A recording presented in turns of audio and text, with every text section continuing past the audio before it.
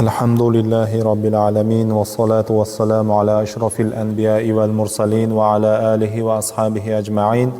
Amma ba'd. Assalomu alaykum va rahmatullohi ta'ala va barakatuh. Mehribon va go'zal Robbimiz Alloh azza va jallaga beadad hamd sanolarimiz bo'lsin. Rasul akram sallallohu alayhi vasallamga durud, tahiyat, salovat, salomlarimiz bo'lsin. Robbimiz hamd aytuvchi bandasini yaxshi ko'radi. Hamd aytgan bandasiga ziyoda qiladi. Ko'paytirib beradi hamma narsani. Rizqni ham, barakotni ham, savobni ham, ajrni ham, mukofotni ham. Mana azizlar, sizlar bilan xufton suhbatlarimizda Unvonul bayon Bustonul azhon Shayx Abdulloh Shibroviyning kitobidan risolalarni, darslarni, o'gitlarini ko'rib chiqayotgan edik. Mana endi bugunlik kunda 5-darsimiz inshaalloh. Donishmand deydi: manfaat, muhabbat va oshnolikni keltiradi.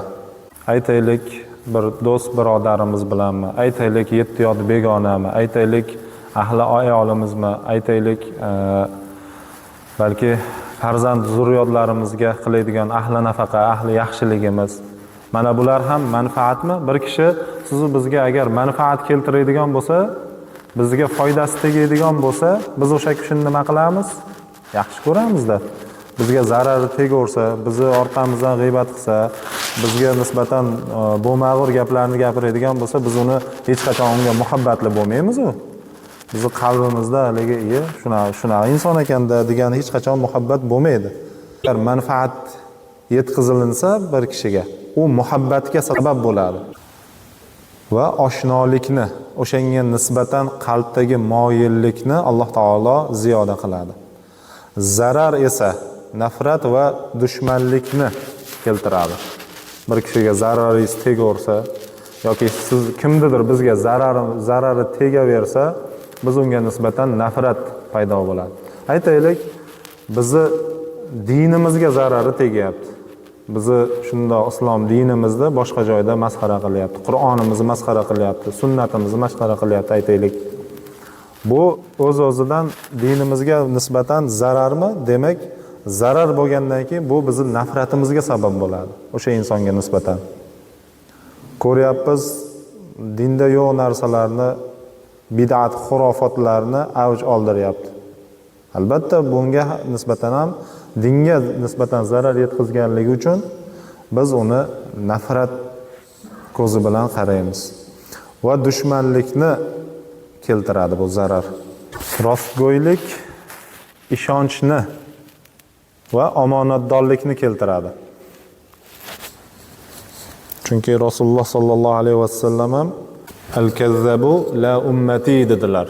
Yolg'onchilar meni ummatim emas dedilar. Albatta bu yolg'onda endi o'zini o'rinlari bor. Misol uchun ba'zi o'rinlarda yolg'onga ruxsat beriladi. Shar'iy masalalarda, misol uchun aytaylik xotinning orasini isloh qilishlik Alloh taolo xohlamaydi-ku. Aytaylik bir do'st bilan do'stning orasini buzilib ketishligi, ota bilan bolani buzilib ketishligi, bularni oldini olishlik uchun esa o'rtaga o'sha yaxshi yolg'onni aralashtirsa bo'ladi. Lekin agar yomonlikka dalolat qiladigan yolg'on bo'lsa, bundan qaytaradi dinimiz va Rasululloh ham bunday yolg'onlarni, bunday yolg'onchilarni meni ummatim emas dedilar. Rostgo'y bo'lsangiz, sizga omonat qo'yadi.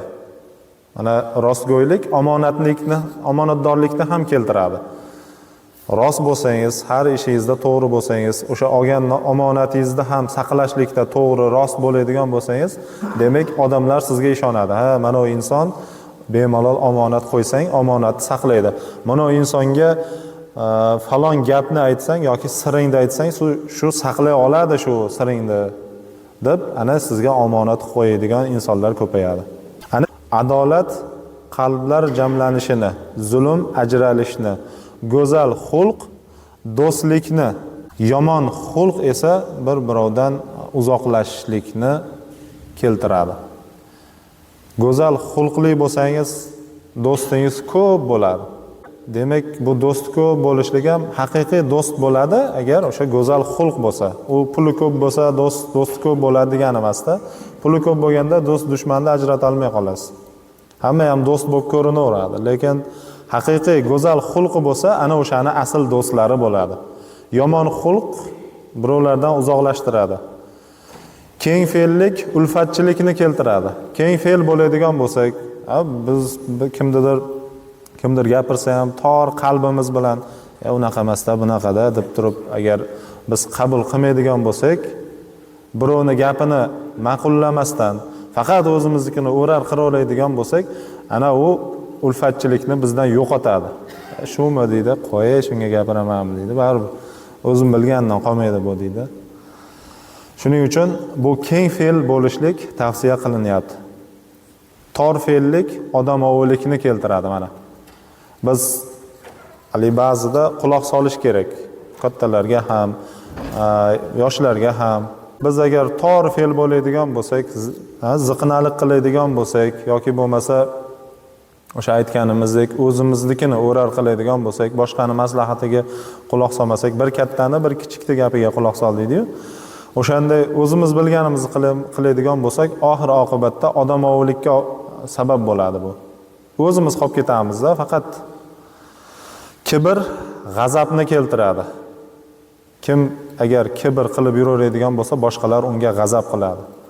Kamtarlik yuksaklikni keltiradi. Kamtar bo'ladigan bo'lsak, garchi biz ojizona, faqirona hayot kechirsak-da, lekin kamtarligimiz sababli insonlarning qalbida yuksak o'rinda egallaymiz. Yaxshi insonda u kimdan so'rasangiz, yaxshi insonda bu yaxshilikni sotib olib bo'lmaydi-da. Yaxshilikni, yaxshi inson degan sifatni sotib olib bo'lmaydi. Bu faqatgina mana shu go'zal xulq bilan, kamtarlik bilan, kibr qilmaslik bilan, keng fe'llik bilan erishiladi. Saxiylik maqtovni keltiradi. Hotamtoyda deydi, kimga saxiy bo'larsangiz, qo'li ochiq bo'lsangiz, hotamtoy degan nom olasiz. Ana endi bu saxiylik esa boshqalarning oldida sizni maqtalishiga sabab bo'ladi. Falonchi yaxshi insonda deydi, buni ihsoni ham yaxshi deydi, molini, zakotini ham beradi deydi, boshqa deydi, qo'lida yo'q bo'lsa ham yoki buni qo'ni qo'shnisiga yaxshilik qiladi deydi. Falonchini hech bo'lmasa qo'lida bo'lmasa ham, lekin mana u ish-pishlarini qilishib qo'yadi. Hozir qish mavsumi boshlanyapti-ku, mana o'tinini yorib beradi, ko'mir-po'mir toshib qo'yadi, shunga o'xshash himmatida, o'zini himmatida saxiy bo'ladigan bo'lsa, bu insonni ko'pchilikning oldida maqtaydi. Baxillik esa xorlikni keltirib chiqaradi. Bu albatta oxir oqibatda baxil inson, oxirimda e'tibor beradigan bo'lsangiz, garchi mayli boylikda xor bo'lmasa ham, lekin ma'naviy jihatdan mana shu xorlikka duch keladi. Asriy bayonda keltiriladiki, nafs baxillikka buyuruvchidir. Nafs, insonning nafsi baxillikka buyuradi. Bir narsani buni cho'nchagingizga qo'lni solganda, "Ya qo'y, shuni ehson qilma, ertaga ishlatasan" deydi. Nafs endi shaytonda bu. Shayton borda nafsda. Bir narsani qilmoqchi bo'lganingizda darrov qaytaradi. Baxillikka buyuradi. Ana endi bu nafsni siz bizlarga ko'rsatayotgan zulm hisoblanadi. Nafs baxillikka buyuruvchidir. Men unga gapni qisqa qil. Chunki baxillik shunday narsaki, unga yo'l yo'q dedim. Bo'ldi, darrov o'sha paytda qaytarish kerak ekan. Mana odamlar kimga do'st bo'lyapti? Kimda atrofida do'stlari ko'p bo'ladi? Demak, saxiy insonning atrofida do'stlari ko'p bo'lar ekan. Baxilning esa olamlarda birorta do'sti borligini ko'rmayapman. Ruschasiga aytganda jimot deydi bunaqalar. Misol uchun baxilni olamlarda do'sti bo'lmas ekan. Nimaga? Baxilligi uchun. Bir yaxshilik qilasiz, ikki yaxshilik qilasiz, uch yaxshilik qilasiz, bandamizda, mayli javobni Allohdan, ajrni Allohdan kutamiz, lekin baxillik qilavergandan keyin uyda go'sht qolmabdi endi, dadasi bir hafta bo'ldi, oxiri xotini gapirib yuborgungacha ham yuraveradi o'shana baxilligini tufayli. Go'shtga chiqarib yuborsa bir kiletga tuxum ko'tarib keladi. Yo, bu yo'qlarni aytmayapmiz. Agar bo'p turib ham o'shani qisayotgan bo'lsa, ahli nafaqadan qisayotgan bo'lsa, ana shu haqiqiy baxil hisoblanadi. Kiyimi ham yirtilib ketgungacha yuraveradi. Nimaga? Olmaydi. Baxil pul ketadi deydi-da. Sog'ligini o'ylamaydi. Tishlari qurtlab ketsa ham yuraveradi. Tishni davolatishim kerak deydi-yu, lekin qizg'anadi. Doktorga ko'rinishim kerak deb qo'yadi, yuraveradi. Nimaligidan? Baxilligidan. Alloh taolo molni, jonni asrashga sizu bizlarga buyurgan. Albatta men baxil kimsaning baxilligi sabab ayblanayotganiga guvohman. Mana siz ham guvoh bo'ldingiz. Baxilligi sabab nima bo'lyapti? Ayblanyapti o'shanday inson. Shunday ekan men o'zimni baxil deb nom olishdan balandroq tutaman. Ya'ni baxil bo'lib qolishdan o'zimni asrayman. Vaqtida ehsonimni, vaqtida ahli nafaqamni bajarib yuraman degan ma'noda. Saxovat maqomidan tushmasdan boylardek ehson qilaman, holbuki o'zing bilganingdek molim kam. Garchi meni molim kam bo'lsa ham, qo'lim yupqa bo'lsa ham, lekin saxovat karvonidan tushmay, xuddi boylardek ehson qilaman. Qo'limda boridan ehson qilaman. Biz shunday insonlarimizki, o'limni yomon, haqoratli bir narsa deb hisoblaymiz. Xuddi Omir va Solul qavmlaridek. O'lim bizni yaxshi ko'rgani uchun ajallarimizni yaqinlashtiradi. Ularni yomon ko'rgani uchun esa ajallardan cho'zilib ketadi. Ular sonimiz ozligidan bizni aybsitadi. Shunda men ularga aytamanki, ulug'lar doimo oz bo'lgan. Sonimiz kamligining bizga ziyoni yo'q, holbuki bizning himoyachimiz aziz zot Allohdir. Soni ko'plarning himoyachisi esa xordir. Ey nafsim, agar bilmasang, biz haqimizda va ular haqida odamlardan so'ra. Bas olim va johil barobar emas. Falonchi haligi o'zini ajali bilan ketib qolsa, falon narsa bo'lsa, endi Alloh yomon ko'rgani uchun oldi deydi. Ba'zilar aytadi, yaxshi ko'rgan bandasini oldi deydi. Ba'zilar aytadi, nima deydi? Yomonga o'lim yo'q deb qo'yadi.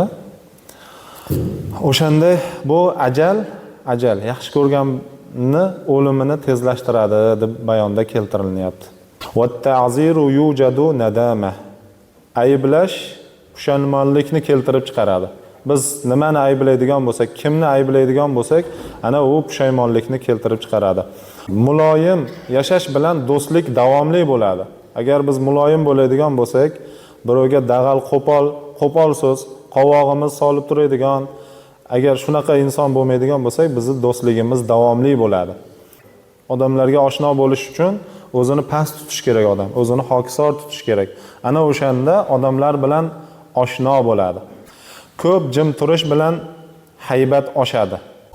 Mana ko'p jim turadigan bo'lsa, jim turgan odamda ko'p aytamiz-ku, bilib bo'lmaydi qanaqaligini, lekin ko'p gapiradigan odamni gapidan salohiyatini bilib olsa bo'ladi-da. Sen falondaqa ekansan deb bemalol biladigan, bunday tushunchasi sal farosati bor inson odamni gapirishidan anglab oladi. Jim turgan insonni salobati oshadi. Deb ximir qilaversa, qing'ir qilaversa, bunda o'sha odamda salobati tushadi. Qo'pollik o'z egasidan qabul kiyimini yechib oladi. Do'stiga ato etilgan ne'matiga hasad qilish himmatning pastligidandir. Bir do'stimizga bir yaxshi ne'mat ato qilindi, aytaylik sizdan yaxshiroq yashayapti, yaxshiroq mashina oldi, men bunga hasad qilishlik bu himmatning pastligidan. Alloh taolo bandani himmatiga yarasha beradi. Himmat oliy bo'lsa, oliysini beradi. Himmatimiz past bo'lsa, o'shanga yarasha beradi Alloh taolo. O'shaning uchun himmatni yuqori qilish kerak.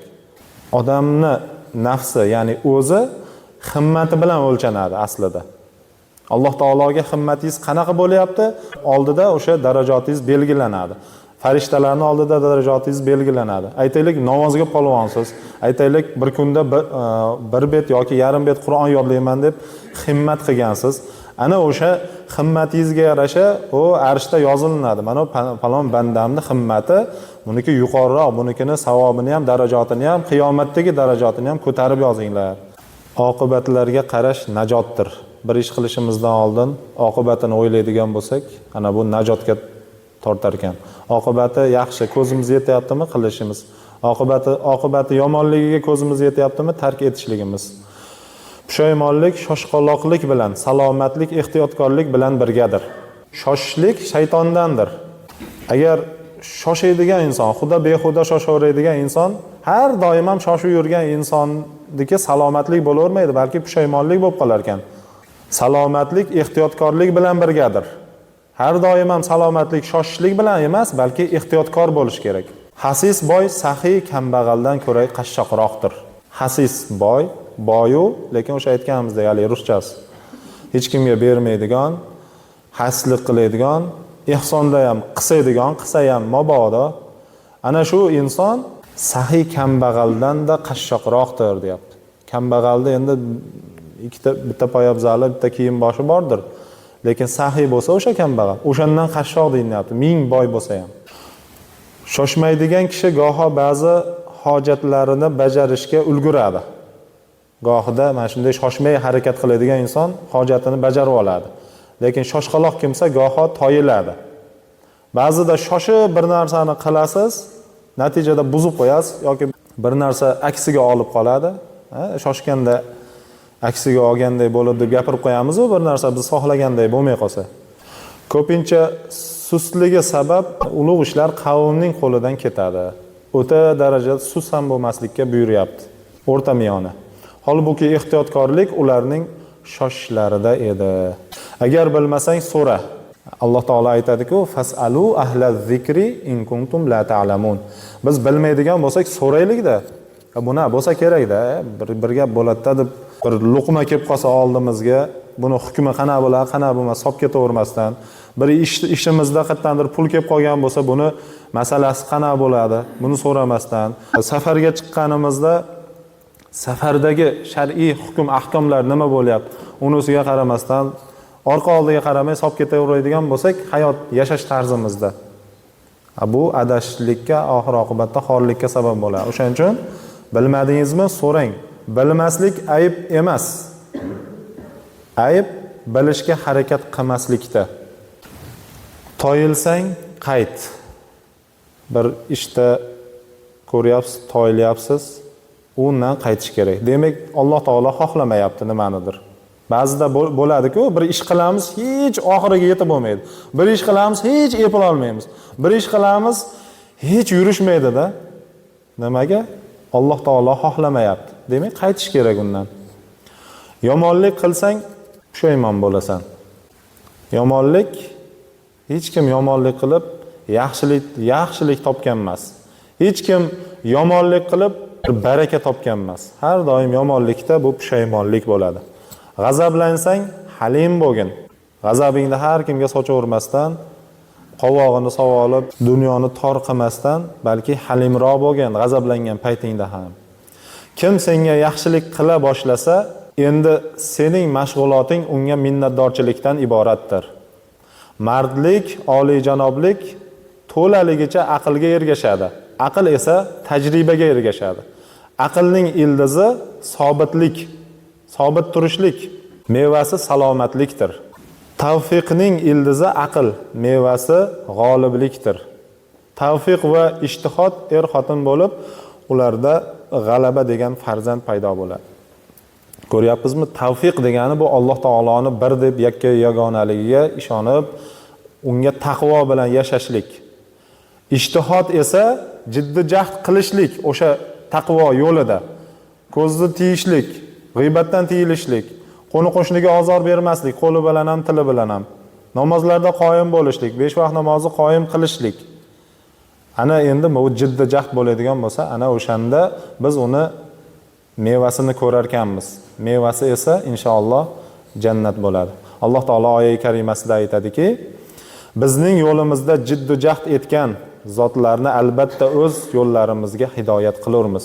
Biz Allohga qadam tashlasak, Alloh taolo sizni bizlarni hidoyatga chorlaydi. Aqulu qawli hada va astagfirulloha li va lakum. Assalomu alaykum va rahmatullohi taala va barakatuh. Ilohi pok Parvardigor qilayotgan ibodatlarimizni beriyo, besum azing dargohida husni qabul aylagin. Bu qilingan masoillarni avvalo o'zimiz amal qilishligimizni va barchalarimiz yaxshilarga amal qilib, hayotimizda tatbiq qilib, o'zingning rizoligingni topishligimizni barchalarimizga nasib va muyassar qilin. Va axirud da'wana anil hamdulillahi robbil alamin bi rahmatika.